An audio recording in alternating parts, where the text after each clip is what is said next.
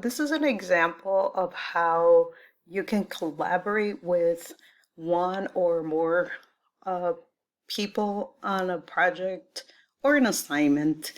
Um, this is something that I collaborated with a studies teacher uh, when I was a EL teacher at the high school. So I collaborated with the social studies teacher. Initially, we got together and we wanted to do a project on Latin America. We came up with the SMART objectives together.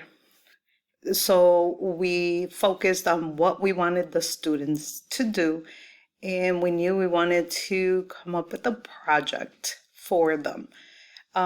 So we kind of decided that there would be three parts. We came up with the parts, different parts that we wanted them to do. We knew it was going to be over a length of time, and once we figured out the different areas where we wanted them to work in, then each of us took one of these and came up with the specifics. So because she's a social studies teacher, she came up with most of the social studies parts, and I came up with the English language parts for it. So we divided this up. I came up with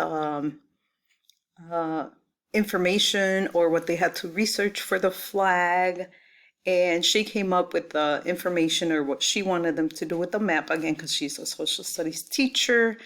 Then we knew they had to keep this in a safe place as far as the paper part of this. So we decided that a flipboard book would be a good idea. Again, being that she is a social studies teacher, she came up with the climate part of this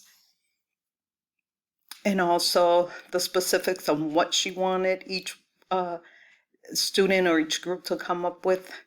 She came up with the people and what she wanted them to find out on that, the geography, and the government.